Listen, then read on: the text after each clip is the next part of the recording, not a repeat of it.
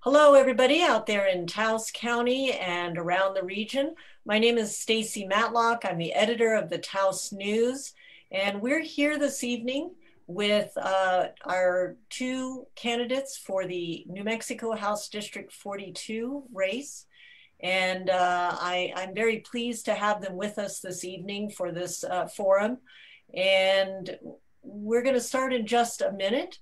I first wanted to say that when you think about it, this is such a historic forum, not only because we're having to conduct it this way, virtually, which in a way is actually great for democracy because you all can be eating your dinner out there and maybe even helping your kids on the side with the homework and still tuning in and hearing what both of these candidates have to say about the issues.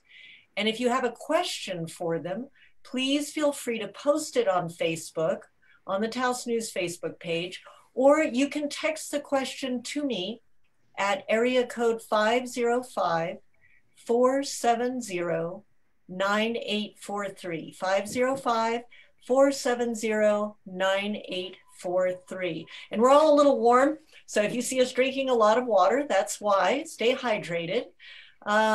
This is historic too, because 100 years ago, none of us would probably have been sitting here, not just because of COVID, although maybe we would be here because of the Spanish flu, but there would have been no technology to do this. And as women, we would be unlikely to be running for offices, and we would be unlikely to be the editor of a newspaper. So we have in fact come a very long way. And if some of you picked up the paper today or saw online, you'll know that the last time a woman represented Taos County was in 1925, and that was Charlotte Palmer. And I'm very curious to know about her now that I've found out. So we are going to start with some opening statements. If you do want to post comments on Facebook, we just ask that you stick with the issues. Do not get personal. We have a couple of folks watching comments, and we will remove comments that become too personal. This is about the issues. This is about where these two candidates, one a Republican, one a Democrat, both very experienced, both very smart, and both very committed to their communities, what they have to say about the issues, how they would tackle some of our very big problems out there. So we're going to start with Kristina Ortez. Kristina? Thank you, Stacy, the Taos News, Mayor Calhoun, and all of you out there on the other side of your screens. My name is Kristina Ortez, and I'm the Democratic candidate for House District 42. When I was a little girl, my cousins teased me, you know, in the way cousins do. Chris, you always have your head in a book. Come play. I love to play. I love to ride my bikes, play with the Barbies, but books were my sanctuary.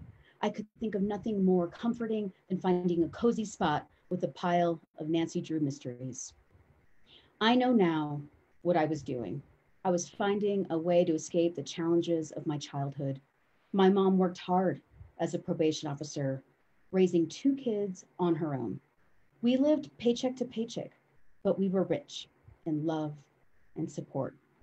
Those books lit the path for me that was carved by the strong women in my family who encouraged me and my brother to find a path forward out of poverty through education. I worked hard. I got scholarships and I graduated from Harvard University. After years of working, I also got my master's in public administration right here in Taos through the distance learning program at UNM. Now, I am the mom of 2 brilliant young girls, one who loves Minecraft and the other who I think might be in love with Harry Potter. I spend my days applying the lessons that the educators in this community have created for remote learning.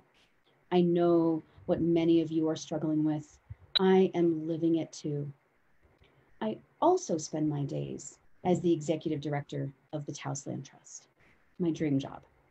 For the last 6 years, I've been creating budgets, fundraising, hiring the most amazing staff, and building community through protecting land and water. I am proud of the collaborations that I have built and fostered, because that is the only way that we can make change together. I was asked to run, and I answered that call. And now I am here before you today, asking for your support as I stand up for you.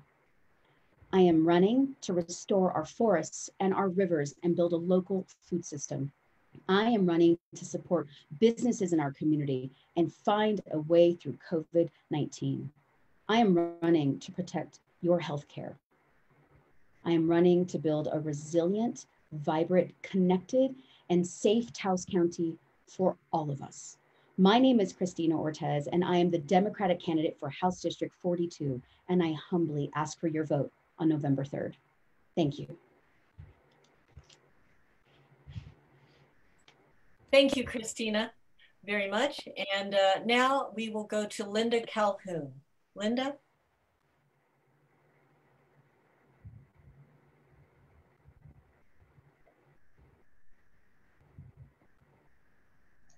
There we go.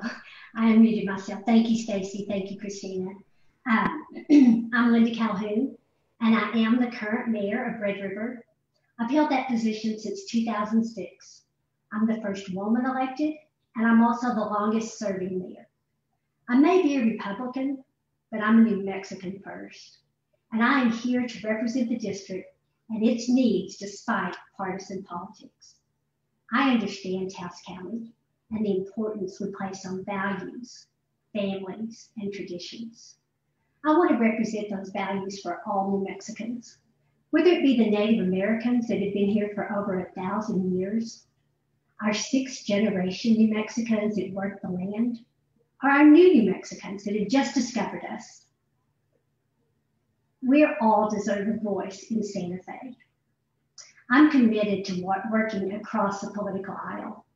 I think this is evident in the endorsements that I've received from both sides, both the Democrats and the Republicans. My family has been creating jobs and supporting workers and their families in Taos County for the past 5 decades. I've been actively involved in our county and state for the past 42 years. And I believe that my experience as a nonpartisan mayor and small business owner gives me a unique perspective to understand the needs of our community and our families. Both of my parents grew up during the Great Depression, and they instilled in me and my brothers the value of hard work, the importance of family, a good education, and service to our communities. I'm proud to say that my dad served in both World War II and the Korean conflict, and I've always believed that our nation's veterans have given the best of themselves. And I'm committed to making sure that they have the best care and resources available, whether it be health benefits, wellness programs, or career training. We need to be responsive to the needs of our veterans and their families. Governor Lujan Grisham appointed me as one of only 2 Republicans to serve on her transition team in 2018 as she prepared to assume office. During the current COVID-19 crisis, I've served the community as a member of the Governor's Economic Recovery Task Force, which began meeting this past March and still meets every week, and has helped develop some of the first COVID-safe practices for all the businesses in New Mexico. I understand our communities and the political process, and I want to be your voice in Santa Fe. I appreciate you joining us tonight, and I would like to ask for your vote in the upcoming election. Thank you. Thank you very much, Linda. And I'll be muting each of you in between, so just remember to unmute as I call on you. So Linda, we'll stay with you because you'll have the first question here. And for the audience, some of these questions the candidates had received in advance, so they could think a little bit about them. Some of them are complicated. And then others are going to be ones that are just spontaneous. And then we've received at least one question already from the audience. So we will invite the audience and ask those toward the end. One of the other beautiful things about doing the forum this way is we don't have to worry about being out of a venue. but the candidates do know that everybody's time is precious, and they will try to keep their answers brief and to the point. So Linda, the first question is, if elected, what would be your top 3 priorities in your first 100 days of office? Well, I think it's obvious that the first 60 days are going to be spent being very busy with the legislative session in Santa Fe. And I think the main focus of that is going to be balancing the budget. Unfortunately, we have overspent in the last couple of years, and we are faced with a huge shortfall. We are probably going to be faced with at least $1 billion shortfall going into the session. So I think that we have to always protect our priorities, which will be education, public health, and public safety. And then after we work on the budget, I think it's so important to get our economy jump started. We need to rebuild our economy. We have to get our businesses open. We have to get people back to work and create jobs. And then after that, we're going to have to work on education. You know, unfortunately, we're 49th in the state, and we can't continue to cut those budgets. We've got to make sure that education is fully funded. We've got to make sure that we give our parents and teachers the tools and the resources that they need to provide our students with the best education possible. Okay, thank you, Linda, for that answer. Kristina? Thank you, Stacy. Our family. Oops. Apologize. Go ahead. Keep forgetting that I'm muted. Sorry about that. Thanks for that question, Stacy. Our families need help. When I get to the legislature in January, I will do the things that the majority of New Mexicans care about. These 3 things are the things that pull the highest, and this is what New Mexicans have said they care about most: COVID relief for families, healthcare, and education. We have to work together to ensure that our federal leaders are making the right decisions right now to put cash in the hands of the families who cannot work, and that is so many here in Taos County. And as Linda mentioned, at the state level, we're facing a $1 to $2 billion budget shortfall. But even with that, we have the means to address COVID, healthcare, and education by reallocating resources, by looking at new revenue, including the legalization of marijuana, looking at the tax code. And we have to make sure that we're bringing in new revenue in this state and supporting our families and our businesses with through COVID relief. So not only having families get funding from the state and from the federal government, but investing in our businesses. We have to do that right away. And we have to support our teachers, our educators at every level to ensure that they have the resources and the funding that they need. They have borne the brunt of budget cuts year after year, and that cannot continue to happen anymore. We need to do right by our families, and we need to do right by our communities. Okay, Kristina, thank you. And we'll stay with you. I'm going to just keep alternating back and forth, so it's going to feel like you go back to back on a couple of questions because that's how I'm alternating. So, so Kristina, and then Linda, you'll have the same question.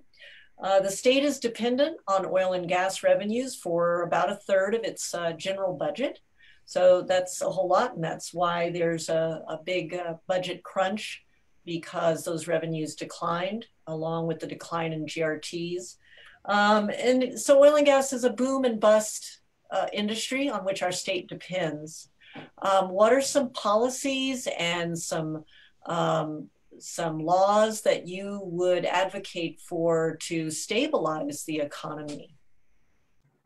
That is such an important question right now. We need to plan for the future.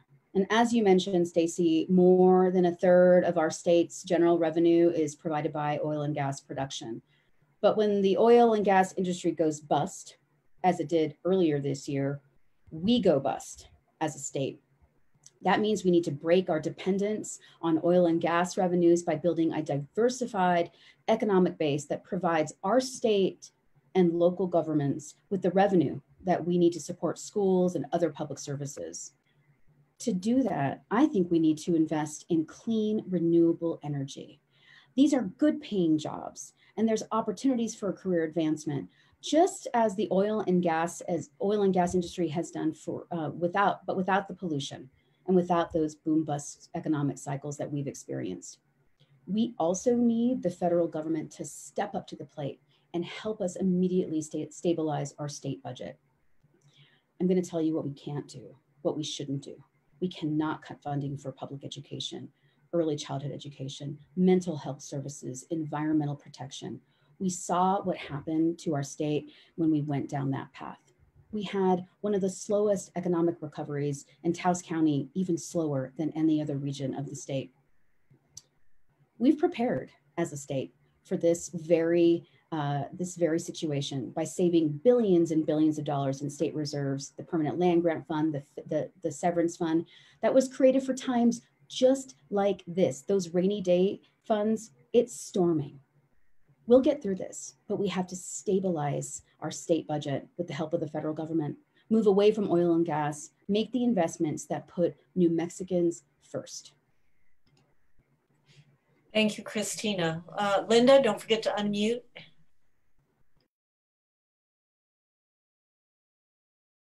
Are you unmuted there? There we go. Now I am. So, excuse me. Let me just take a break here. So yes, we are dependent on oil and gas. It's our biggest revenue producer in the state. And we are going to have boom years and we are going to have bust years. And I think one thing we need to do is always be fiscally responsible. And when the boom years hit, we need to budget wisely and carefully for the times when we know that the bottom's going to fall out, like we've seen it do many times over the past years.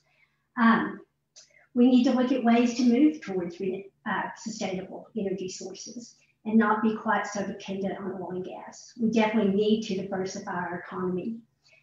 Tourism is our second biggest economy in the state. It's a $7.1 billion industry. And I think we can look at ways to expand our tourism. I feel like, unfortunately, our tourism has taken probably one of the biggest hits of any industry during COVID-19. And as everyone knows, our region is dependent on tourism. Without tourism, we can't exist. So I think the best way to stabilize our revenues is to diversify our economy so we aren't so reliant on a single industry to fund our schools, our roads, and our other critical government services. We need to be smart. I know there's a lot of talk about legalizing marijuana, and I know that will bring a huge increase into the state. We're looking at probably $90 million in taxes. But I think we also have to be careful and look at what the negative sides of that could be. So Kit Carson has committed to being sustainable by 2022, I believe. And I think our region is showing a good move towards becoming a sustainable community. So, again, just diversifying and trying to not be quite so dependent on oil and gas, but they are a huge part of our economy and they're going to be there for a very long time. Thank you, Linda, very much for that response. And Linda, and you all sort of actually answered the second part of that question, which is how you would diversify the economy. I'm going to ask, Kristina, I'm going to come back to a portion of that question when you mentioned something that could diversify it, but I'll wait till we kind of get through the other questions and come back to it. So Linda, now I'll start with you for this question. Do you agree with Medicare for all in New Mexico? If so, how would you pay for it? And if you don't agree with it, how would you go about addressing the rising cost of health insurance in the state?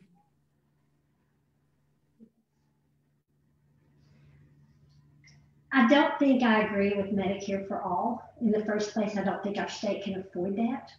And I hate to see us become more and more dependent on the federal government. I would rather see us be able to get our people to work and provide affordable health care. I think The cost of medications are outrageous. And I would like to see us look at possibly bringing some kind of prescription plants into New Mexico so we could actually manufacture prescriptions, which would give us an industry and perhaps lower the cost of medications. But I don't see how we can fund Medicare for all right now. Okay, thank you. Linda, Kristina, same question. Thank you, Stacy. Thank you, Stacy. I respectfully disagree with Mayor Calhoun. I believe we can afford Medicare for all. We are one of the poorest states in the nation. Our people in New Mexico need it. And there are a variety of ways that we can support this. One, we need to hold the federal government accountable. We pay taxes. We pay lots of taxes. That needs to come back to us in supports like this for our working families. We also can diversify our revenue that comes in. Taxing the legalization of recreational marijuana is one way that we can fund Medicare for all in this state for all New Mexicans, so that this is the number one thing that people care about here. There are families that go bankrupt because they cannot pay their health care bills. That is unconscionable. We cannot let that happen. And I think that with the right leadership and working together, finding new ways to bring revenue into the state, we can afford this for every single New Mexican. Thank you, Kristina. And so now, Kristina, okay, so for both of you, here's a simple one, but very important, critical perhaps to your election. And because we do need a little fun in the midst of the serious questions I'm about to throw at you. So, which is better, red chili or green? I'm answering that question first. Let's see, yes, you will answer and then Linda. That is a question that I'm going to say this. It really depends. I don't like them together, but I love green chili enchiladas. I love red chili on everything else. You know, it really just depends on the day. But I will say that I am proud of our state vegetable, and I will continue to eat it. Linda? Linda, unmute. There you go. I eat Mexican food probably 3 or 4 times a week. And that's not really a good week, but I used to be pretty hardcore green, but I've actually turned into a Christmas girl. I like to mix them. All right, very good, thank you. And Linda, we'll stay with you for the next question, more serious question now. Should police departments be defunded, and what does defunding a police department mean? Well, I say absolutely not. They should not be defunded. You know, as a mayor in charge of a town, and we have our own local police department, I don't know what we would do without them when we have problems, when we have issues. There are areas where we could improve policy, definitely. But I stand behind law enforcement 100%. In our rural areas, we recognize that sheriff deputies are often the first responders to accidents, and we appreciate them for that. We should always ensure that they have the training and the equipment that they need to do their jobs, but they're critical to the infrastructure and to our country and to our state. We have to fund the police. I think that was somebody outside. I mean, we have to fund the police, yes.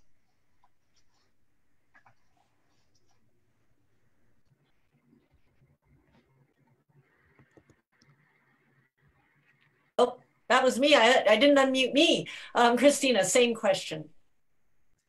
Great, thank you. Thank you for that question. I don't think defunding is the right word. What we're talking about is accountability.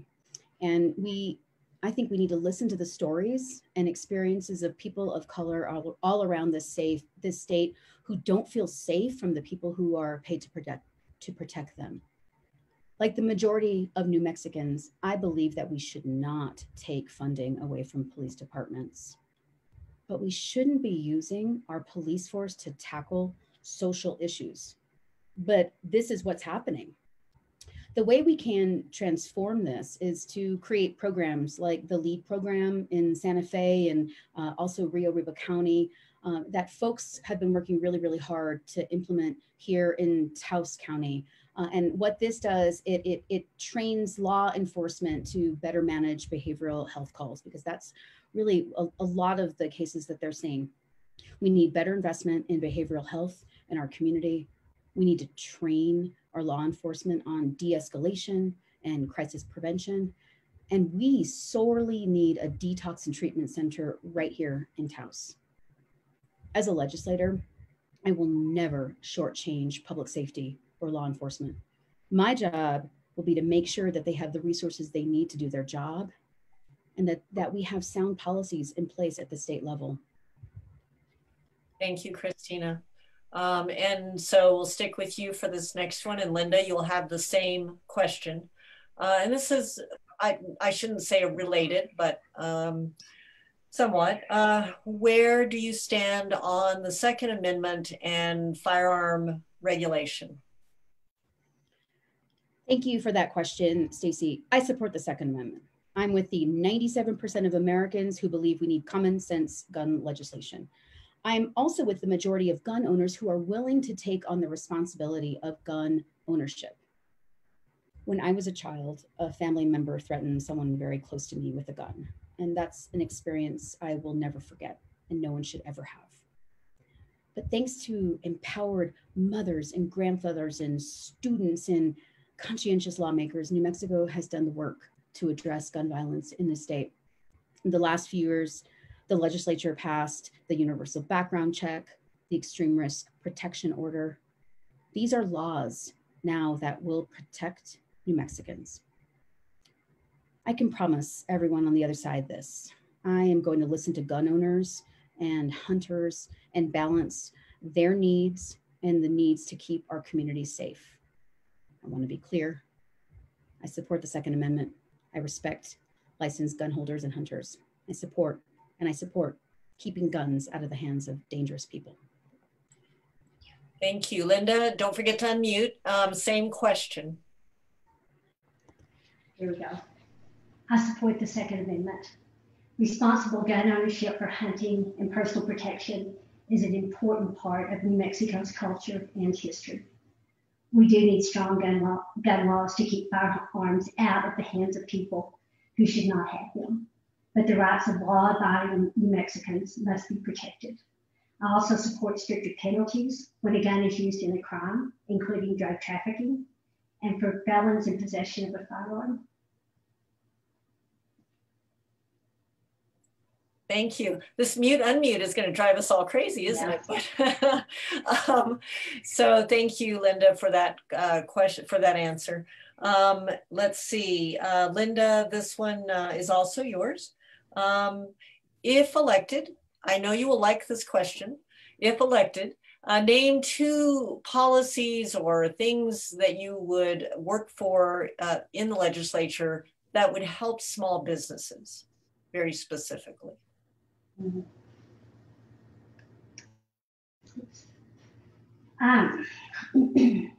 I think we need to work on our taxation, on our tax laws. Right now, our small businesses get hammered with the double and triple taxation because of the way our grocery receipts tax are written. And I think that just causes an additional burden to our small business owners. So I think we need to make sure that we rework our tax code. And then I think we also need to make, we're going to have to make funding available to them. You know, the CARES Act has come through and it's been a lifesaver for many of our small businesses during COVID-19. But so many of our businesses haven't even begun to recover. Many of them haven't even been able to open their doors yet. We're faced with our unemployment. We had, I think, 10,000 apply for unemployment insurance the first week. And I think last week we were up to over 120,000 people. And unfortunately, the state has had to go to the federal government because of our unemployment. Department of Workforce Solutions broke. And so we've had to borrow money. And it was a loan, it wasn't a grant. So at some point, the federal government is going to want that money back. And when they do, how are we going to repay it? We need to make sure that it's not on the backs of our small business owners, because they can't afford an increase of 6% to pay back a loan that was taken out. So again, we've got to get our businesses open, and we need to do that in a COVID safe environment. But without being open, there's no way they can sustain. Thank you, Linda. Kristina, same question. Thank you. I really love this question, and I love a lot of what Linda said. I think we need to really look at the tax code and support our small businesses for sure. You know, we need something like what Obama and Biden did in 2008 with the American Recovery and Reinvestment Act. We need a COVID relief and recovery act that is state-based, that uses federal funds, which we're entitled to and we should get, to support small businesses, you know, whether it's low interest or no interest loans, healthcare that could be provided to employees. That would go a long way for our small businesses to attract local talent. All kinds of things that we could do with that money. And at the same time, we know, Linda is a small business owner. I run a nonprofit. We need reliable broadband across the North. And we just need to piggyback on the great work of TaosNet and Kit Carson broadband to ensure that every New Mexican, has access to the internet that's reliable, and with that training so that they can take their business online in a way that meets their needs. So big broad-based COVID relief and recovery act and universal broadband act. How about that? All right, thanks, Kristina. And Kristina, you have this next one now, and Linda, you'll have the same. If elected, name 2 projects in Taos County that you would fight for capital outlay funds for.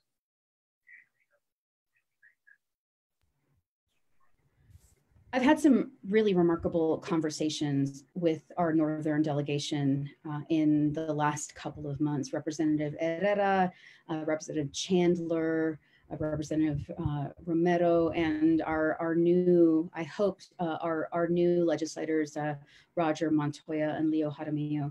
And we all agree that we have to work together to bring the needed resources to our community. The biggest one I think that we need right now is a detox and treatment center here in Taos. We have a crisis on our hands. Substance abuse issues are rampant in our community. We need to help Taoseños. And those representatives that I mentioned, they want to work with me on this. We've had long conversations about how we can work together, go back and forth, support each other on capital outlay. But let me be very, very clear. They've also said that in 2021, capital outlay is going to be really, really challenging with our $1 to $2 billion shortfall. So we might not get the funding that we need to bring back to this community. So that's something that we have to contend with. But one thing that's important as we're thinking about capital outlay is that the public needs to be part of this conversation. And they've been asked to attend town council meetings and county commission meetings, but we have to reduce the barrier so that folks in our community understand how capital outlay, capital expenditure projects get pushed up. That's not something that I think our community really understands, and they're not bought into that budget process. So that's absolutely one thing I will do is work with our legislators and with our town and our county to bring a detox center here. And we have critical water infrastructure needs that need to get funded. And I will work with the town and the county to determine, and the sanitation districts to determine which of those projects are the top priority. Okay, thank you. Linda, same question. Thank you. I certainly agree with Kristina. You know, the capital outlay process is very daunting. We've been so unfortunate to only get funded for small amounts of projects, and then we have to save the money for years and years and years before we can finally put a good project together. And the county has worked together. In fact, the entire region has worked together over the last several years to put together projects that will benefit the entire region, and that's very beneficial to us. You know, we have to come up with an infrastructure capital improvement plan, our ICIP, that we submitted last Friday. And we do advertise public hearings, and we do ask for public input, but it's not always given. You know, we have to go out and ask people what we want, what we need, and so it's oftentimes left up to the council and the mayors to make those decisions. Yes, a detox center is critical. Detox and mental health is something that's long been ignored in our county. We had an instance back probably right before COVID, or right at the beginning of COVID, where we had an individual that was suffering a psychiatric crisis. And we tried to get him to the hospital. They sent him to Las Vegas. They immediately released him. So we had a person that was just walking on the streets trying to figure out what we could do to get him somewhere where he could get some help. Eventually, I did end up calling the governor's staff saying, "Help! We've got a real crisis. He's a danger to himself and to law enforcement," and they were able to help us get him transferred to Las Vegas. But mental health is a huge issue. Substance abuse is a huge issue, and it's not something that's stabilizing. It's increasing through COVID as people are faced with the problems and the anxiety and the stress that we had just added on us during this time. So yes, I agree. We need a detox. We need mental health facilities. Our roads, our streets are in horrible repair. I know we're doing a lot of work in Taos County right now, and that's wonderful. But this isn't our district, but going up District 4 over towards Eagle Nest, the roads are horrible. So there's just huge infrastructure projects within the county, within the region that need to be addressed. But infrastructure with our roads, our streets, our bridges, and then of course our water and our wastewater is aging and in great need of repair. Thank you, Linda. And so the next question is yours now. If the pandemic continues into the spring and there is not yet a widely available safe vaccine for it, how would you lobby the governor to address it moving forward? And after the numbers that we saw today, and unfortunately I missed her press conference, but we did get an update this morning from her chief of staff. And you know, I know that we're not meeting all the gating criteria right now, and with all the concerns with the flu season coming up and the vaccine, and instead of calling it the new normal, I call it the now normal, because every day it's a different normal. But our kids are already so far behind in their education. I've got a 15-year-old that's a sophomore at Cimarron, and you know, I ask her every day, "How's school?" And she'll say, "Mimi, I'm not learning anything." You know, we've got to get these kids back in school. They need to be with their peers. They need to be with they need to be in sports. They need to be in front of teachers. But we've got schools that are outdated. They don't have the kind of filtration systems where they can be updated to meet the standards that are going to be required. So I think the governor has done an excellent job, and I think New Mexico is probably leading the charge on how we've handled the pandemic. But I think it's time to get away from the one-size-fits-all approach. I think we need to start looking at small businesses, small rural communities, and how they differ from our large cities, because Cimarron doesn't have air conditioning, so they can't put the filters in. Farmington has it, and they can do the filters, but it's going to cost them $80,000.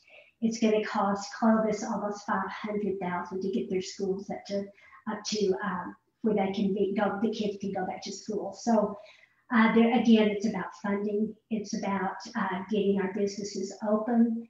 We're going to have to figure out a way, because this is what we do. You know, I think that Red River has done a really good job with the pandemic, and we've shown that outdoor recreation is overall a safe activity because we haven't had a case in over 2 months, and we had a very busy Labor Day.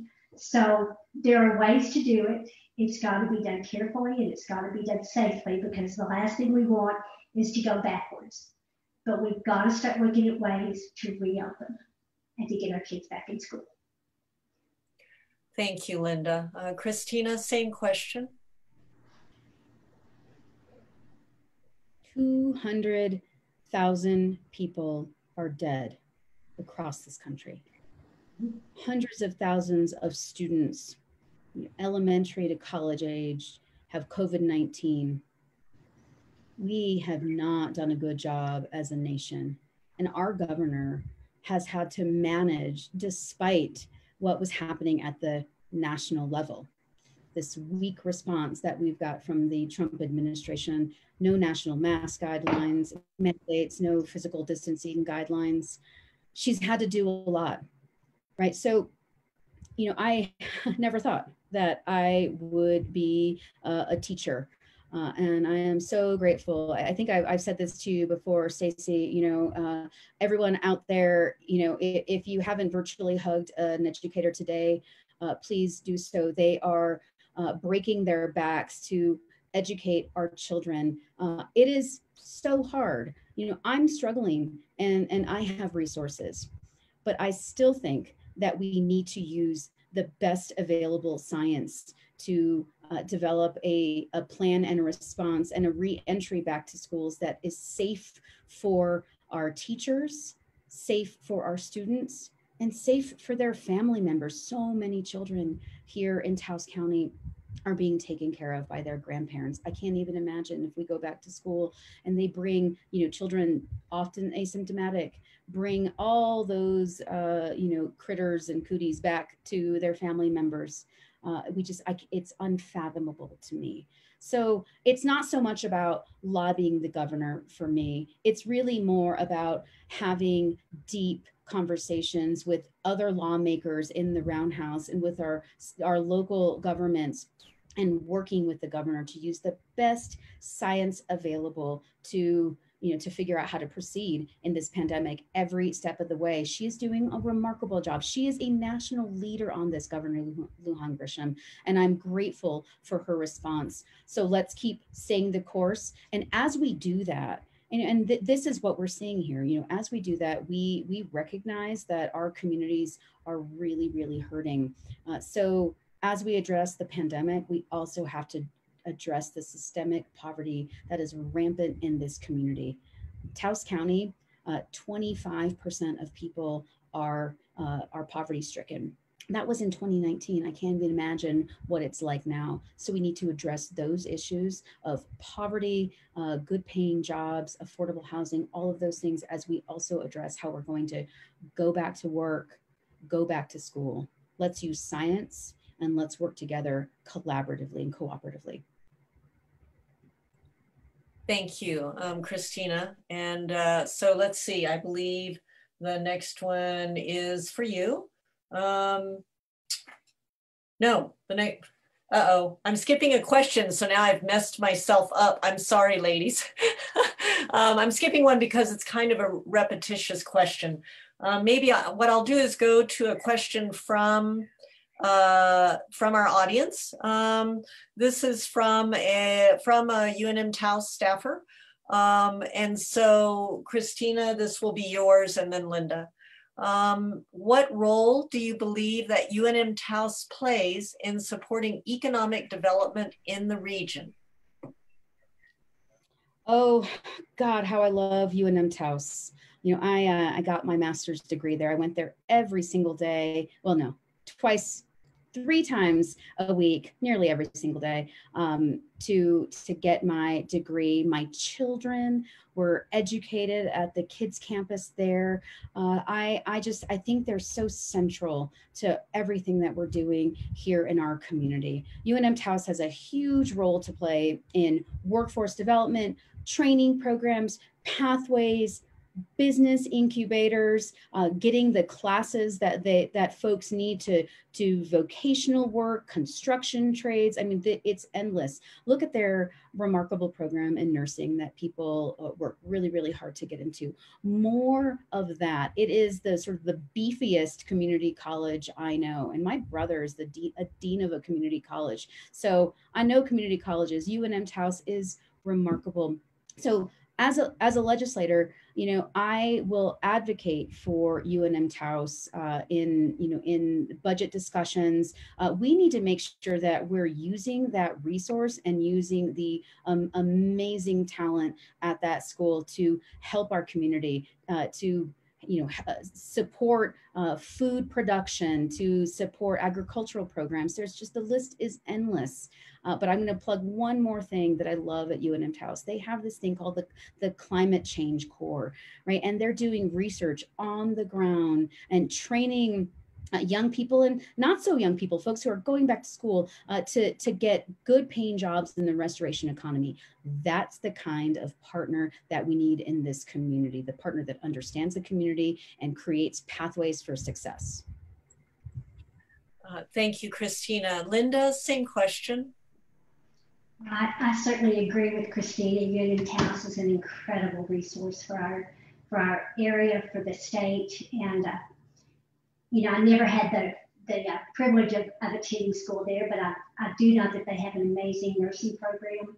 I think right now we have some people working with UNM Taos on the way that we can perhaps bring in some interns into the service industry for the winter, because we're not able to bring in the international students that we usually use to work at the ski area and to work in our businesses. So we're hoping we can work out some kind of work study program or something to get them actually some real life skill trainings.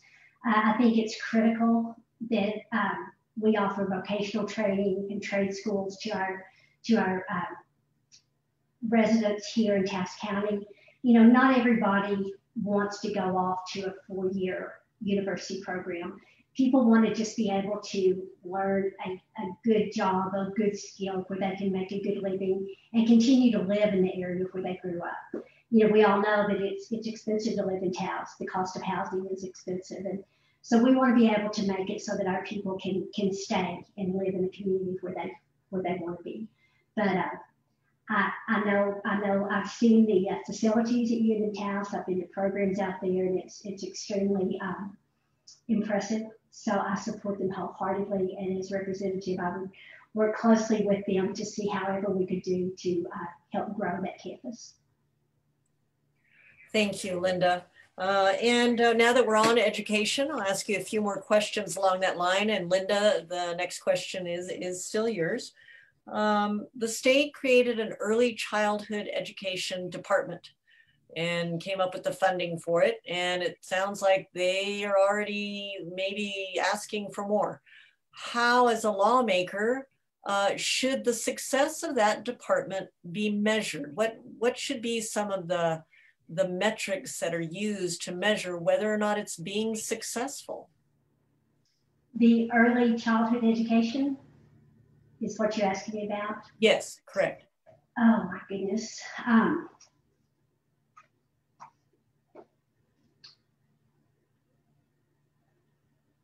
I guess, and unfortunately, I don't have children in that program, but obviously what we're doing with our other educational programs has not been successful.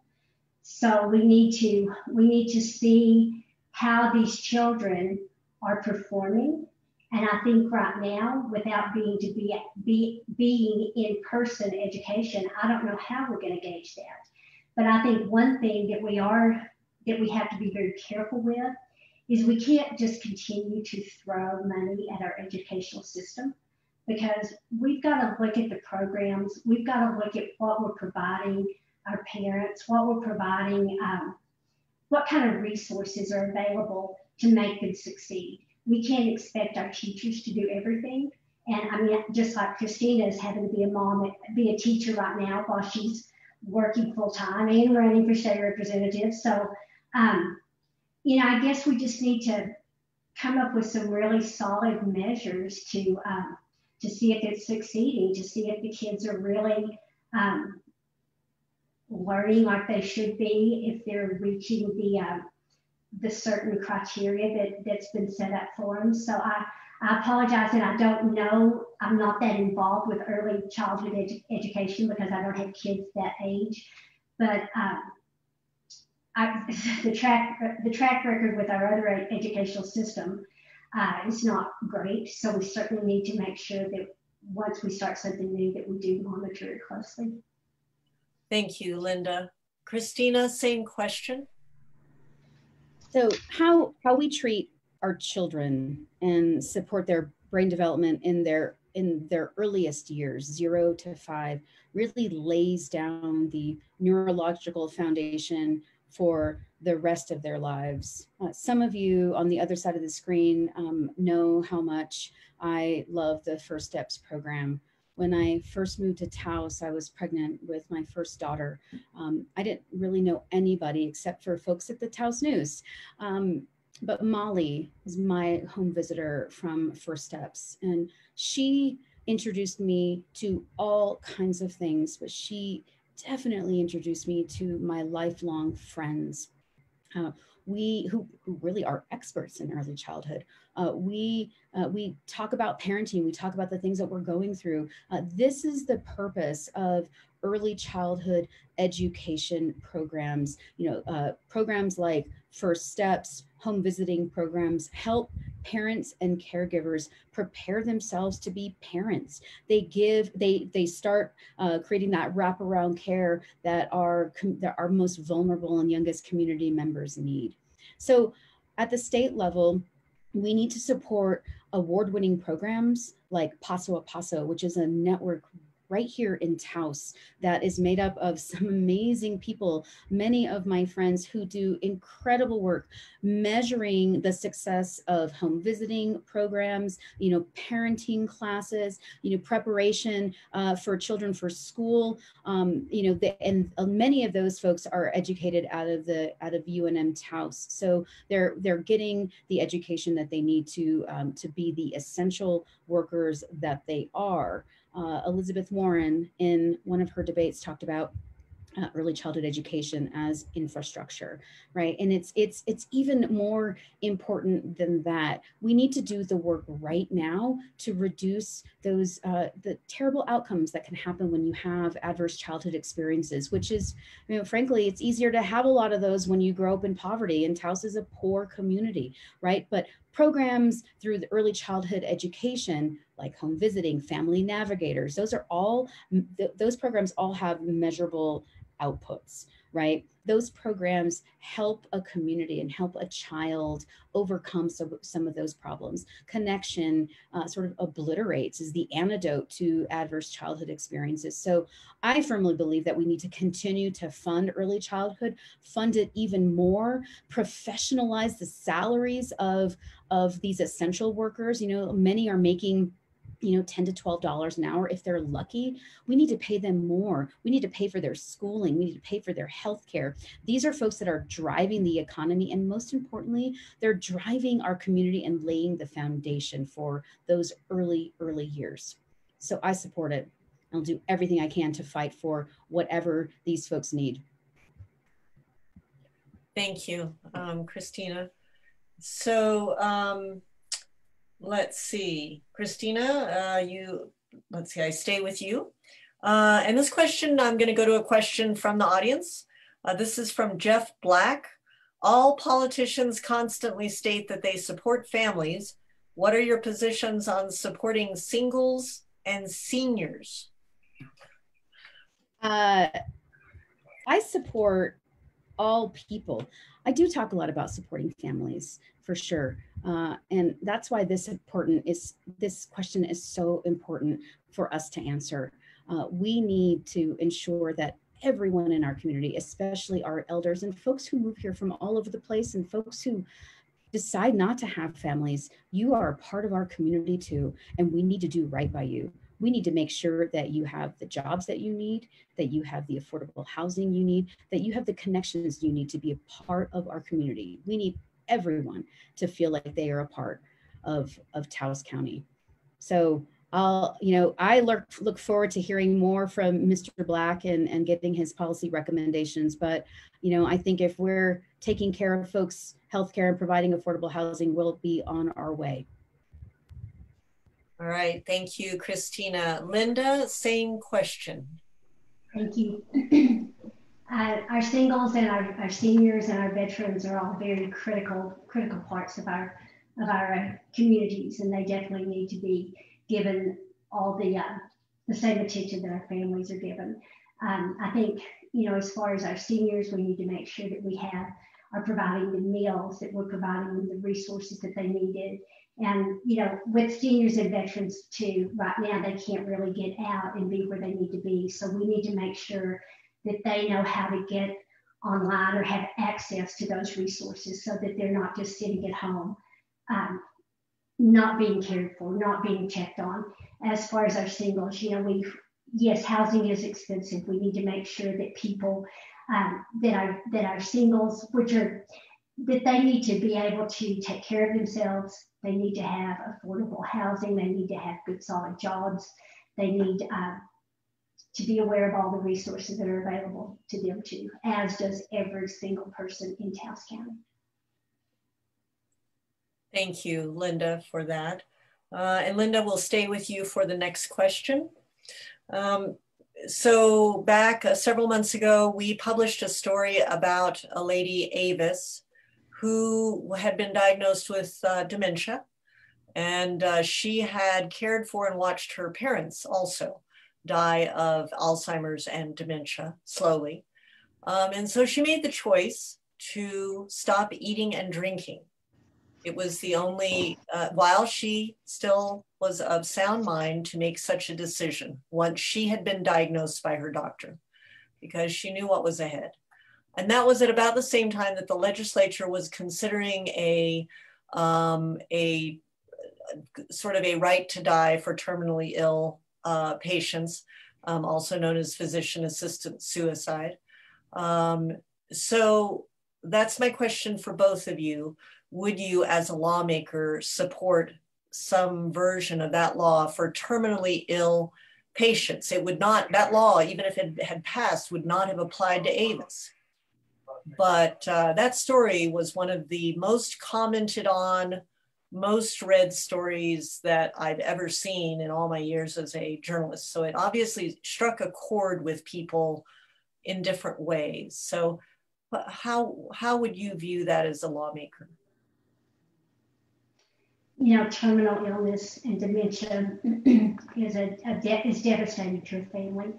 I know my mom was diagnosed with cancer 2 years ago. Actually, it was in December of 2017, so we're coming up on 2 years.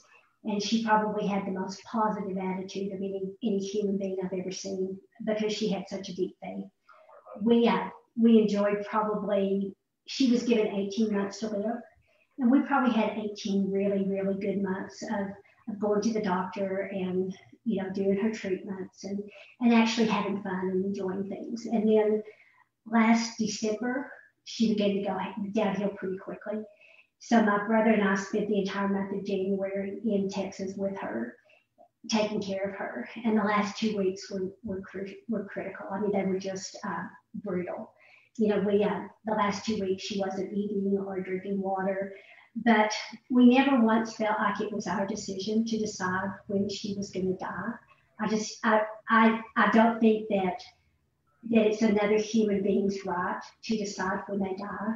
Yes, she did quit eating and didn't eat for the last two weeks of her life, but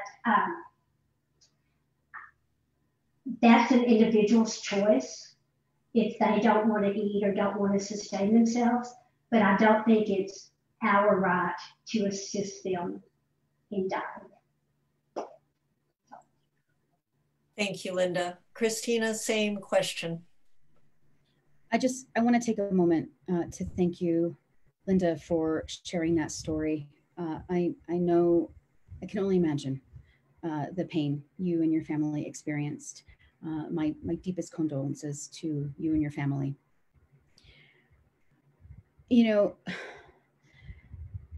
Death death with dignity is something that we need to have conversations about. And I do support, like our governor does, and other lawmakers in the House, the ability for someone to choose when they want to end their life. I really do believe it. You know, I think that it's something that lawmakers, politicians should stay out of. It's a decision that that person should make with their healthcare provider. It's so hard for families and for somebody who has a terminal illness. So I think that we need to support what their decisions are, and not get in the way as politicians. Thank you, Kristina. So the next question, Kristina, is for you. Let's see. I kind of messed up my order here. Okay, so Linda, we're going to start with you on this one. I had to skip a question. So Linda, this one is for you, and then for you, Kristina. So scientists, the majority of climate scientists and other scientists believe that we are in the midst of climate change affecting our weather, our precipitation, our temperature. And so the likelihood is, according to the latest models, that Taos County and the whole Southwest will face longer droughts, warmer winter temperatures, and lots of other, catastrophic events. So as a lawmaker, even though this may be unrolling very slowly, unless you're California and Oregon, where they are seeing mightily the impact, how would you advocate with local government and fellow lawmakers to help the state do something like what it does with water? All municipalities have a 40-year water plan. Is there a way as a lawmaker that what would you do to try and help the region prepare for whatever comes in terms of drought and temperature? Well, water is critical to our entire state. We know we definitely have a shortage of water, but for us, we use it for snowmaking, for recreation, for rafting and fishing, and for our state kids and our agriculture. So water is critical. And yes, we do have a 40-year water plan, and those are we've worked on those with the town of Red River, and we work on them with the entire county. But we also need to look at our forests, because if we were to lose our forest in Red River, if we were to lose the ski area, we would basically lose our winter economy. We would be devastated. When I was first elected council, 1996, I was elected in March, and in May we had the Hondo fire. And Red River was evacuated for 3 days, it was absolutely terrifying. I remember going over the pass and looking back at this big red glow just coming up the valley. But we need to manage our forest. We need to have thinning projects. We need to have prescribed burns. We need to allow the wood gathering and the grazing, and we need to do everything we can to manage our forest and not let them get out of control, like what's happened in some of the areas that we're seeing what's happening now. We need to work with the state. The governor has implemented some really good initiatives with our state buildings to make them solar powered and create less of an impact on the community or on our environment. We're also working with Kit Carson right now to put in electric vehicle charging stations to help to encourage people to go to electric cars and try to get off of fossil fuels. So I think it's all about planning and working together. I worked with Senator Heinrich and Senator Udall, along with our Wilderness Hondo Columbine Wilderness Coalition, to get the 43,000 acres of the Columbine Hondo Wilderness designated. And I think that was a huge part towards protecting our wilderness and our forests. So it's just something we can't ever let our guard down on, because we're surrounded by the forest, and we've just got to continue to plan for the future and make sure we're doing everything we can to protect our environment. Thank you, Linda. Kristina, same question. Thanks, Stacy. You know, climate change is upon us right now. I think today was probably the first day I could look out my window and see the mountain. You know, the fires in the West have been that bad, absolutely devastating for our communities on the West Coast. A wise friend just told me that when you're in a hole, you got to stop digging. And so for us, I think that means transitioning away from fossil fuels right now by investing in clean, renewable energy. This year, we've already seen less water than we've ever seen down our acequias. I'm a commissioner on my ditch at Rio Fernando Park, the Vigil y Romo, and we had a week's worth of water to irrigate for the entire summer. Our water supply is already severely impacted. And, you know, as Linda mentioned, you know, who knows when a catastrophic fire will occur in our future. I think it's not, you know, it's not an if, it's a when. So we've got to make improvements right now in our acequia and water distribution infrastructure so that we can have the clean water that we need to support our communities, grow the food we want, support habitat, protect our rivers. At the state level, I think an appropriate response is to continue to support legislation like the Energy Transition Act, and continue to fund efforts to roll back CO2 and methane emissions, capture that methane and make some money while we're at it.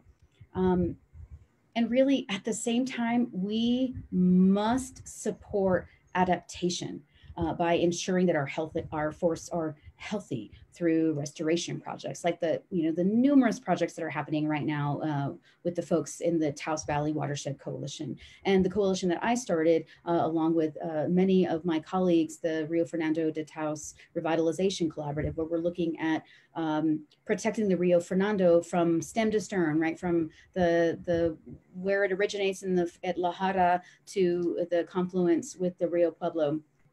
Those kinds of active restoration projects that include some thinning, but replanting, you know, ensuring that our wetlands are intact. Those are the kinds of things that we need to do, continue to do, and get state funding for and federal funding for in this community, working together to make sure that our forests are healthy. Because once we have a catastrophic fire like that in the forest, you know, we don't have the water. I'm proud of my involvement in those coalitions. You know, I'm really proud of that kind of work, and we need to do more of it. The time to act is right now to, you know, to stop fossil fuels, put energy and support and funding into the clean energy economy, boost up the restoration economy, especially in this community. Those are good jobs that are that's traditional conservation. You know, we've lost our connection with the forest. Paying folks to manage our forests really is, you know, it's paying folks to manage our food. Really, we depend on those forests to eat and to drink and to survive in this community. And those are the ways that we can adapt to climate change. Act fast and act now, and elect the leaders who will take this seriously at every single level of government. Thank you, Kristina. And so this next question is actually from the audience and from me. So great minds think alike, Catherine Horsey. And it's one that you all answered and is actually in the story that published today in the Taos News. And that is, of course, affordable housing. You both had some extensive answers about how you might go about tackling that and some examples. But just talk, we're coming to the end here, I think. Just give a couple of ideas that you would pursue to address this dire situation with the lack of affordable housing. Which one, me or Linda? Oh, first? This one is, Kristina, you just finished, so you go next. You know, we did spend some time talking about it, and this is something that we talk about in a lot of circles, definitely conservation circles, right? How can we have smart development in this community, plan for growth, while making sure that the folks in this community have a place to live? It's getting more and more challenging every day to find a place to live that you can afford. So we have to act now, and we have to act in partnership. You know, there are things I think that we can do at the state level. We can support funding for infrastructure through capital outlay for smart developments. You know, more developments like the Crozier development on Herdner. You know, I know we may differ, Stacey, you and I, on the looks of that. I do like that modern look, but more like that.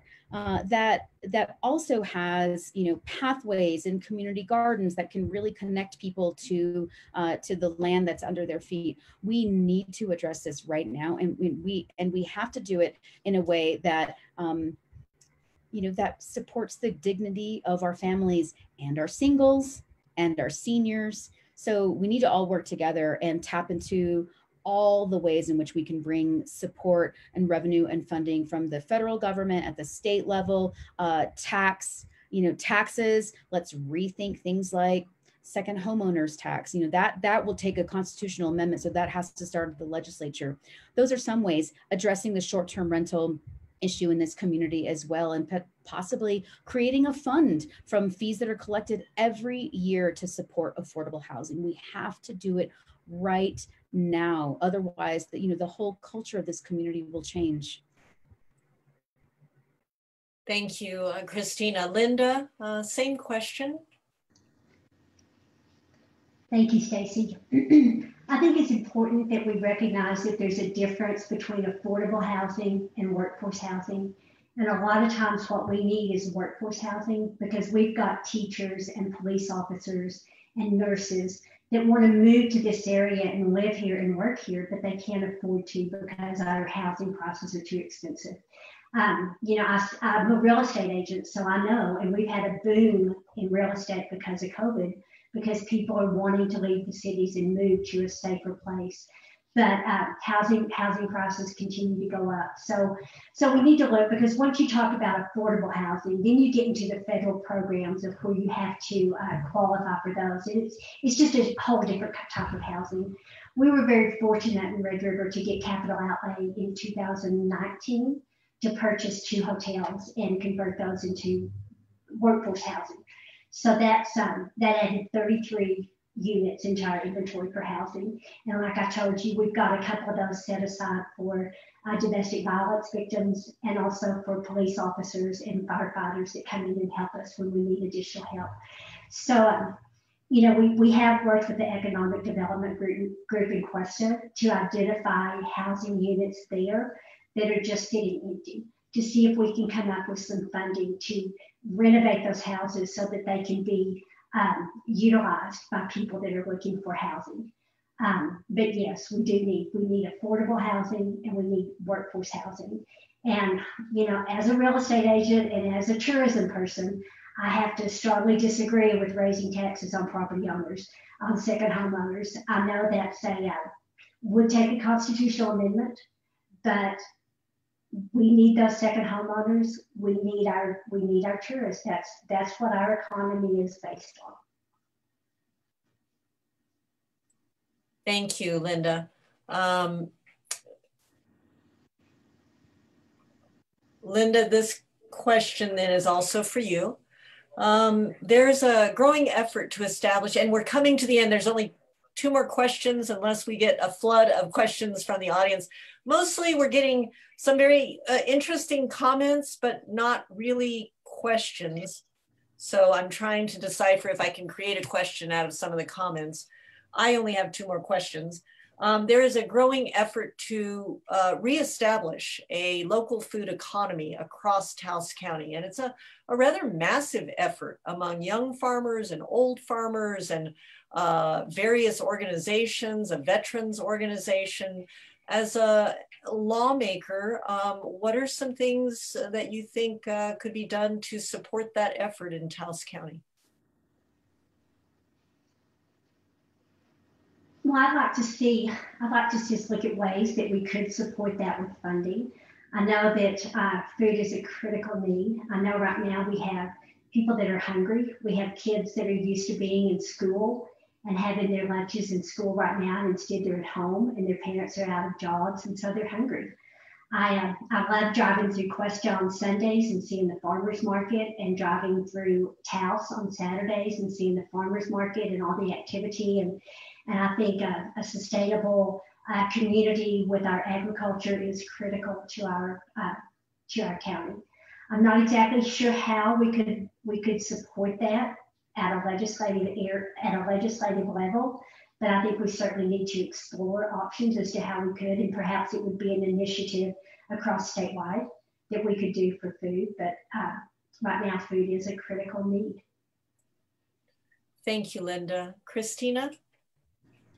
You asked a question earlier about, the two laws that, legislation that I'd like to introduce. And I want to add a third, which is the Traditional Agriculture and Food Security Act, right? I think there's a lot to do that we can do at the state level to support our local farmers. Taos used to be the breadbasket of this region, right? And it's hard now to find a combine. And I know that there's one in Questa, but there's some really amazing work that is happening right now. Work that was already happening, but really became super focused in this time of COVID.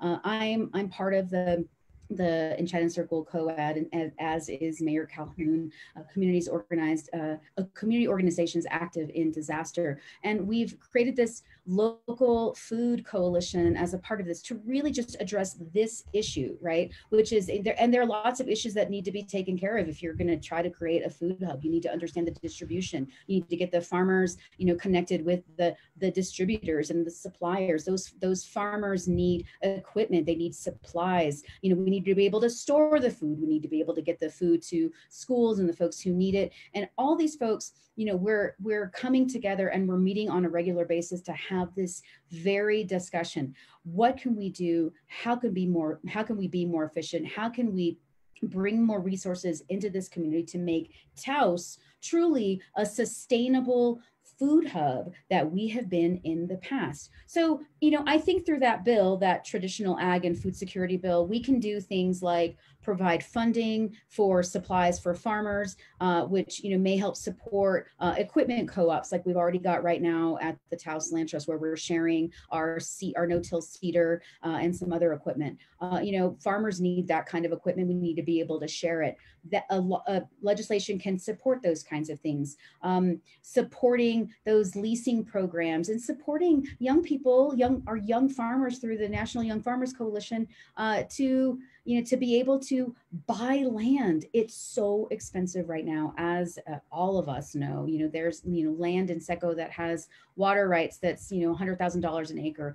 A young committed farmer does not have the money to afford something like that. So we have to think about incentives for landowners, like more funding for conservation easements, for instance, that would permanently protect that agricultural land, or acquisitions so that we can reduce the barriers to farming. And lastly, we need to invest in the products that are coming out of agriculture here in this community. There's, agriculture is not anywhere near the top of the list economically, but it could be an economic driver in this community, but only if we tackle the real needs that we have. So more farm products, support of organizations like EDC, so that folks have a commercial kitchen that they can use to produce their products, marketing for those products.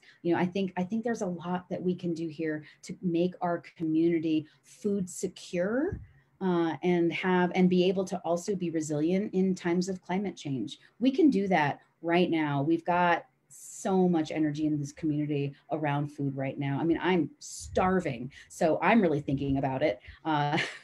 So there's great stuff happening here. Okay, so lesson number one for all candidates: eat food before you join a forum. I have one question left, but we have a few from the audience now. I think they're warmed up now, and so I'll ask a few of those. One of them, let's see.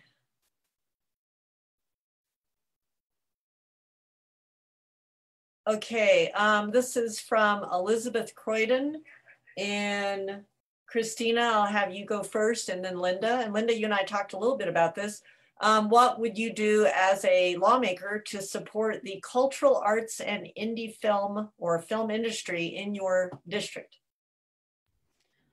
Ooh, I love that. You know, Taos has always been known for the arts, and we've seen some incredible things in the last couple of years with new digital media arts, all kinds of really innovative art happening in this community.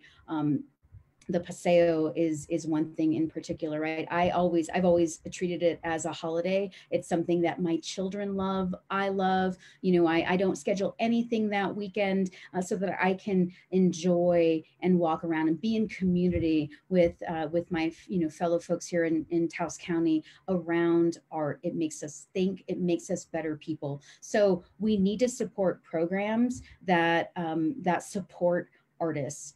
And they're the things that we can do to support artists that will allow them to do the work that they need to do, like supporting healthcare costs for them, thinking about affordable housing. And I will continue to use that word. I think everybody deserves housing, and everybody deserves housing that is affordable, especially our artists. So wraparound support programs for artists. I think they should be part of this COVID Relief and Recovery Act, right?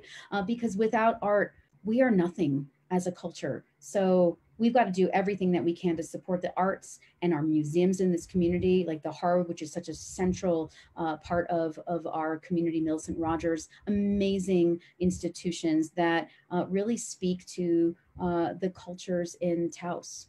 And we need to do whatever we can to support them. Thank you, Kristina. Linda? Thank you, Stacey. Art is so important to our area. That's what the entire town of Taos was founded on, with the artist colony. And it's sad to watch some of the stores close on the plaza. That some of our art. I'm sorry. I think I'm too hungry, Kristina. I can't think anymore. But to watch the galleries close and to see them, to see us lose them, and to see our Native American art not continue to grow and thrive. So I think it starts with education. We need to make sure that we have the arts in our schools, and that our children are introduced to art and music at an early age, so that they develop that love of it and can go on to express themselves as they get older. But I think we need to look at how we can fund programs to bring back the arts, and what kind of events we can bring in. I love to go to the Wool Festival and all the different, we're missing all of our special events this summer because of COVID. And so we're missing all of those things that we bring in. And, part of the art too is the music. We have such an amazing music colony up here. And, Red River is just the music capital of the area. And I guess Taos would probably argue with me on that, but we've got amazing music festivals up here, and we've missed that too. But, and I think something else we could look at is bringing in some of the film industry. How do we attract some of the smaller films to come in and do some, that would boost our economy. It would help employ our local people.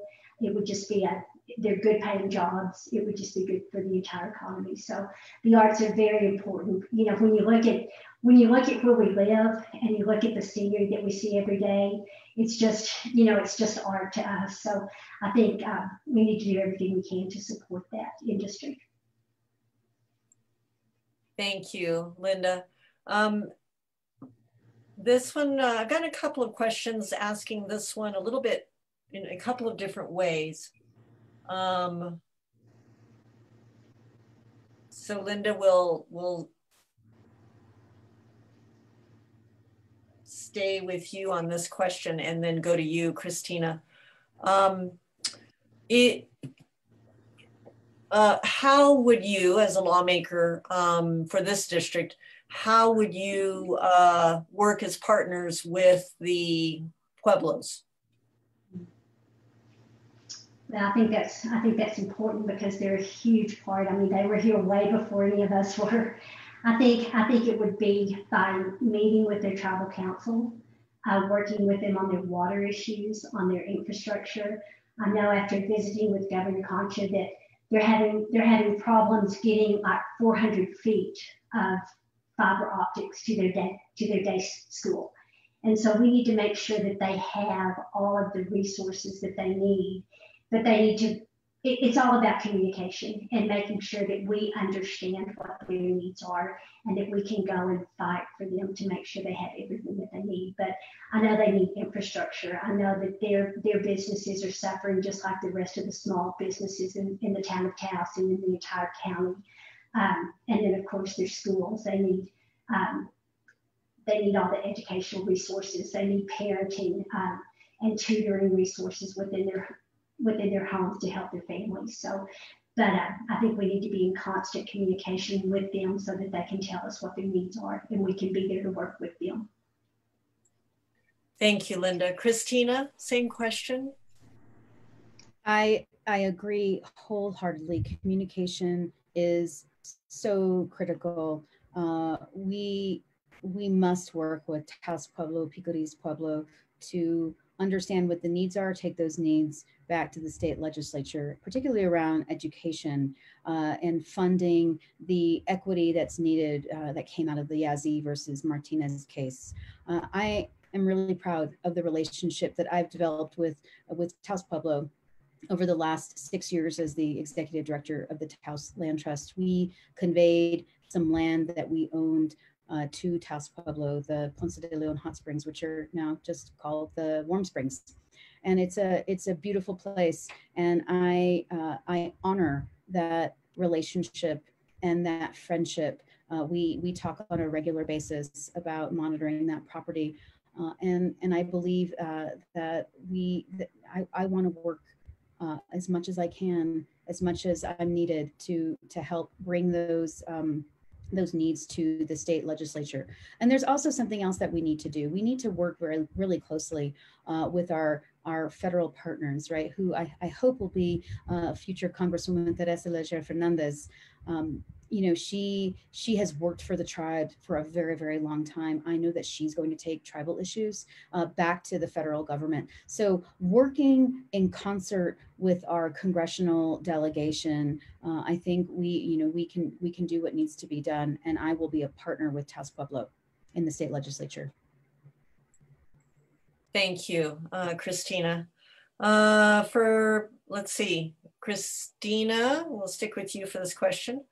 What are your, as you all know, though it can seem like Los Alamos is a long way away. We are actually members of the coalition that kind of keeps tabs on what's going on over there. And we've got a group that really watches Lanel like hawks. And they would like to know your positions on expanded plutonium pit production at Lanel and the need for a site-wide environmental impact statement. Thank you for that question.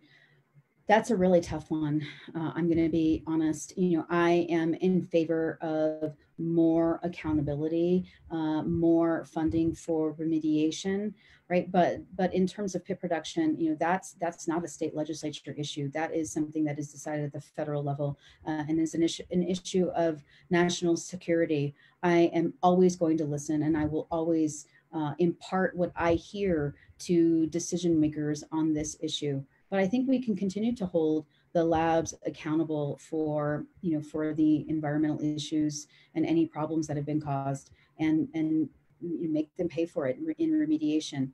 But we need to have these discussions on the federal level, and I will always be the messenger for that for anyone in this community. Thank you, Kristina. Linda? I agree. We've actually worked with this group, and our town council passed a letter of support for the environmental impact statement, because I think it's important that we're always following through with those statements to see how it's going to affect it, how it's going to affect us in the future. Thank you, Linda. I've been trying to think of it. So Linda, you're about to get the question I know you've probably been expecting, you and I already kind of joked about it. And I'll ask it from the audience before I ask my final question. And Kristina, I've been trying to think of a somewhat sensitive topic. This is kind of based on party. So I'm trying to think of one to ask you because everybody else is asking Linda this one.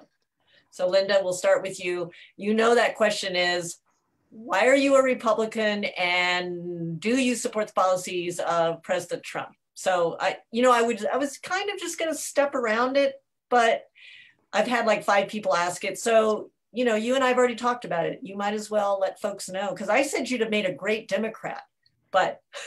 Thank you, Stacey. And I think I told you that being a nonpartisan mayor for 14 years, probably the question I got asked the most when I signed up to run for this was, are you a Democrat or a Republican? So people really don't know. And I think I take that as a compliment because, as a mayor, we don't get to worry about politics. When there's a pothole to fix, it doesn't matter if there's not a Democrat or a Republican way to fix it. You just fix it. And that's what I'm used to doing. And that's how I've always run government. We talk to our people, we figure out what our problems are, what our issues are, and how we're going to get it solved. And I don't see how any of that would change whenever I go to Santa Fe. So it's still about connecting with the people, identifying the problems, and finding common sense solutions that can work for everybody. But yes, I am a Republican. Let's talk about the Trump issue real quick. I don't endorse President Trump. Washington, D.C. is broken, and I think we can all agree to that. And so I want to run a race, and I want to do what I can do to help our community, be stronger, to help our state be stronger. So I'm going to leave Washington out of this, and I'm just going to worry about New Mexico because I'm a New Mexican right now, and that's the position that I'm running for, to support the people of Taos County. I guess the other one you want to talk about is abortion. And, I support women's health care 100%. And I think when it comes to prevention, women's health, birth control, contraception, I support that 100%. I support abortion when it's for women's, if her health is in danger, or if it's a victim of incest or violent crime. I guess the biggest problem for me is late-term abortion. And like I told you, I had a grandson that was born at 27 weeks. He weighed 2 pounds, and he's now in college. So to me, when a baby becomes viable, at that point, I don't think abortion should even be an option. I think that's a baby, and late-term abortions are happening in our state. And I just hate to open that door to see it happening more and more. Okay, thank you, Linda. Kristina, it's hard to have that tough of a question for you because, we've got a lot of folks in Taos and we know how they feel about Trump. Although I would like to remind the audience out there that the Republican Party was actually the one that passed the National Environmental Policy Act and the Clean Water Act, and back in the Nixon era, they were big environmentalists, and there was a time where they looked more like Democrats do now. So who knows when things shift, but. Anyway, I will ask you, Kristina, a lot of people, on the Republican side say the big problem, aside from, right to life versus abortion when it comes to Democrats, is that they see the Democrats as the tax and spend party. Need more money for something? Just go tax a rich person for it. Need more money for this? Just go, increase the GRT tax on a small business. So what is your response to that? Because as my grandfather said, government has no money of its own. It's all taxpayer money. Well, I mean, I agree with your grandfather. I want to talk about why I'm a Democrat. I'm a Democrat because I hold these values true, that we have to take care of our working families, that we need to ensure equity across the nation, and definitely in our state, that we protect the environment. And we do these things by, through taxes. Tax and spend, that's a term that I think sort of uses a blunt instrument to have a conversation about how we can, get the revenue that we need to make things work in our community, right? We need roads. We need good quality education. We need healthcare for our community members, and government at the local, state, and federal level support that infrastructure so that people can make the money that they need and they want to make through their business endeavors. So that takes support. Infrastructure takes support, and I believe that we tax accordingly.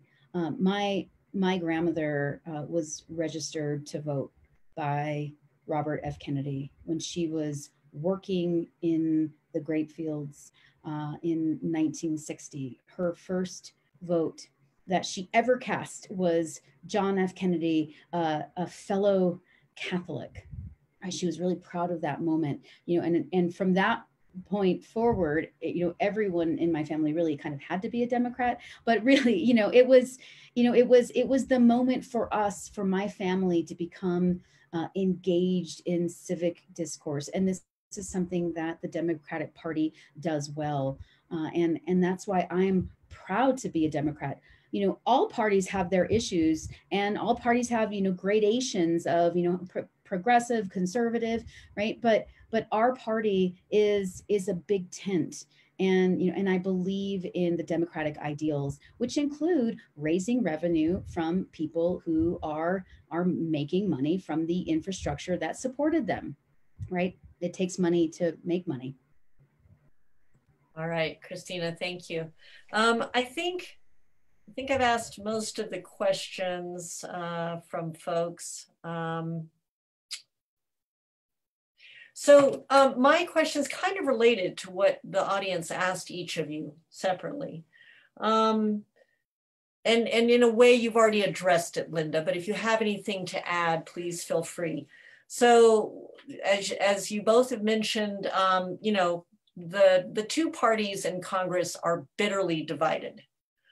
And you can see that bitter divide even in the state legislature. My grandfather was a Republican representative from McKinley County, and he was mayor of Farmington before that. And his best buddy in the legislature was hardcore Democrat C.B. Trujillo from Taos. So they would fight bitterly, and they would really, go all out for the things they believed in when they were in the legislature. And then they would all go out and have dinner and have a beer together. When my grandfather took me to a legislators' dinner several years later, about 10 years ago before he died, he said that he was concerned because he did not think that ability to set aside differences and go out and have dinner and have a beer existed any longer, and that was a divide that worried him. And now we have a president who says that he will not step down peacefully if he loses the election. First time a president has ever said that in the history of the United States. So come November 3rd, no matter what happens, whichever one of you wins, how will each of you navigate this bitter divide and do what you need to for your constituents in a county that has some division in it? You want to start with me? Yes, Linda. I've been doing that for 14 years. You know, I work with 106 mayors around the state, and I don't know who's a Democrat and who's a Republican. And we get together and we talk and we discuss and we disagree and we argue on things. But at the end of the day, we want what's best for our communities. I do that with the legislature. You know, I've always been very involved with the New Mexico Municipal League, and we work with the legislators. We lobby for things that are important for our cities, and we don't always agree. You know, the tax on food, when they did that, well, they continued to pay municipalities, but they weren't collecting tax. Well, when the first big crunch came around, the big economic crunch, they had to figure out a way to bridge that divide. So they began to take away the hold harmless and start not paying the municipalities the money that was promised us. And that was money that we need to survive on. So there have been some pretty strong discussions with Senator John Arthur Smith and Mary Kay Papin and, you know, all of the Legislative Finance Committee about how we can work together. And then at the end of the day, everybody goes to the bull ring and they sit around and they have a beer and they have a wonderful filet and just talk. So, you know, you've just got to, when you're doing this for the right reason, you've got to learn to collaborate and know that at the end of the day, you want what's best for your community and you're willing to fight as hard as you can, knowing that there's going to be somebody that disagrees with you.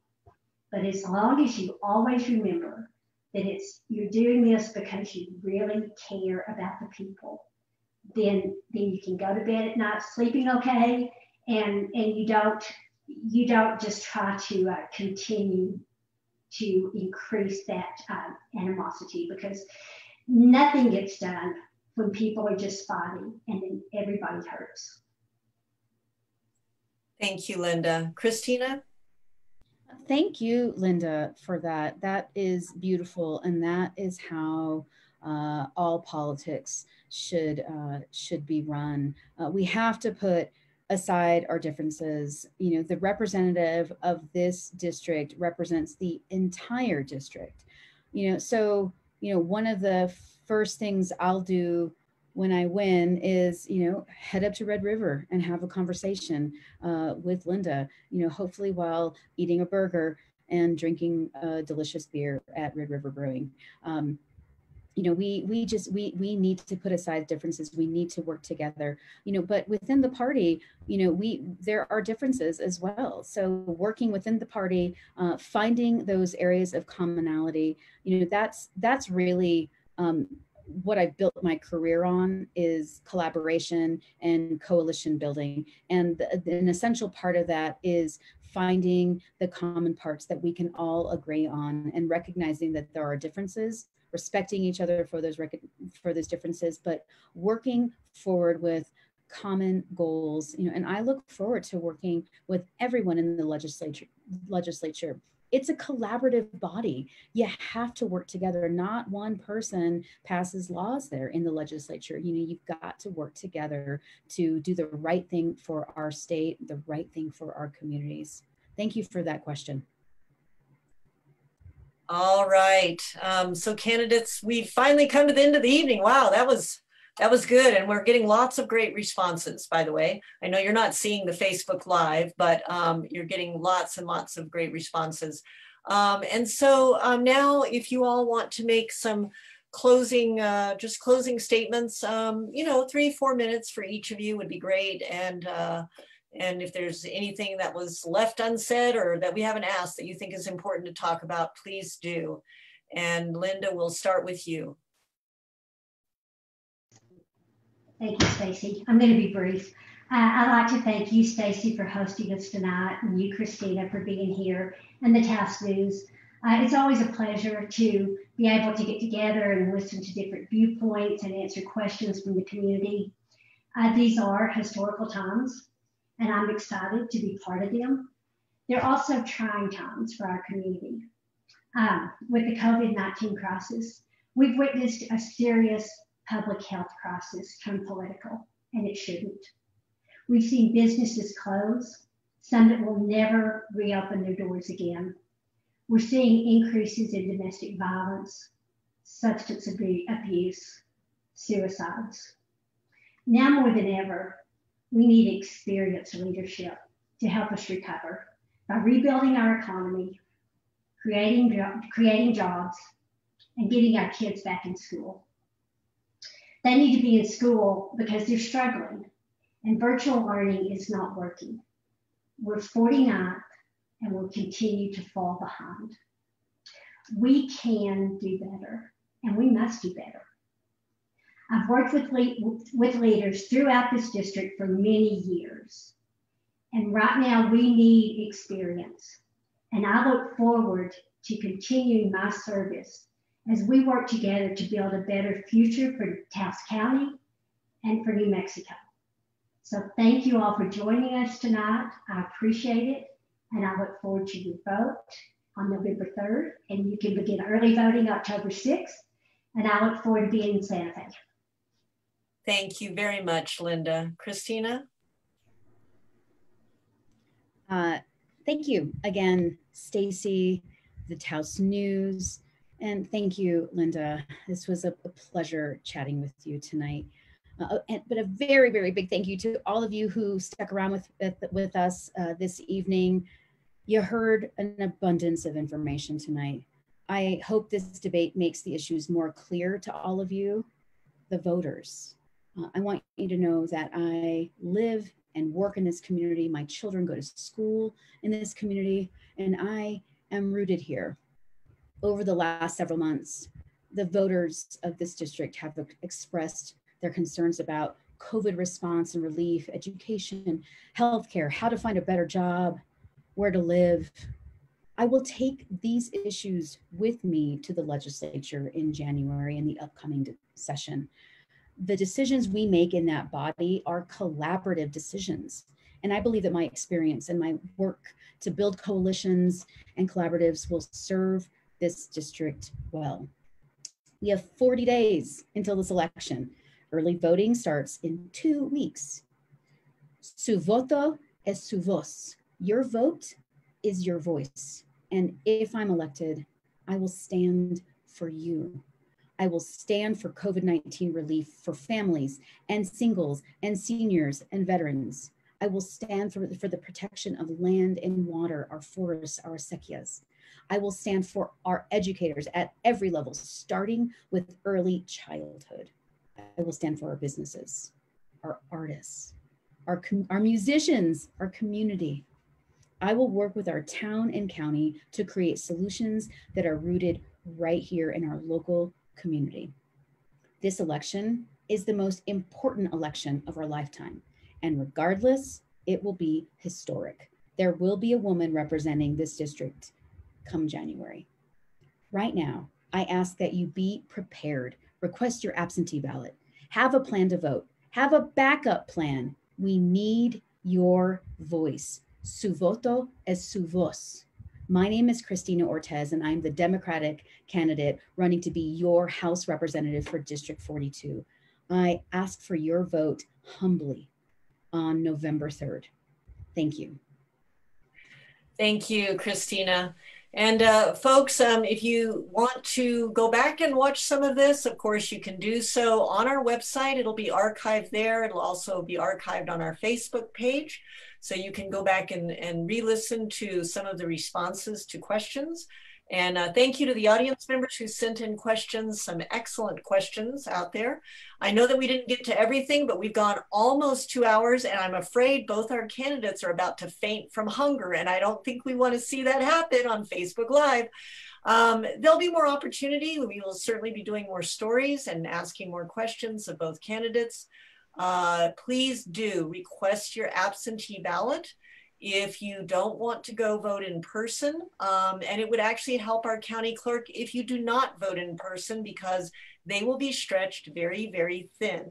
They will certainly welcome everybody who wants to vote in person, but if you can request your absentee ballot now and get it mailed in just as quick as you can beginning October 6th, that will be wonderful. And don't forget too, there's a few more days to fill out the census. Every person counts there too, so please fill out the census. That helps support all of the programs that both of these candidates have discussed for the community. So good night, everyone in Taos. Have a wonderful evening. Stay healthy, stay safe, be good. Thank you.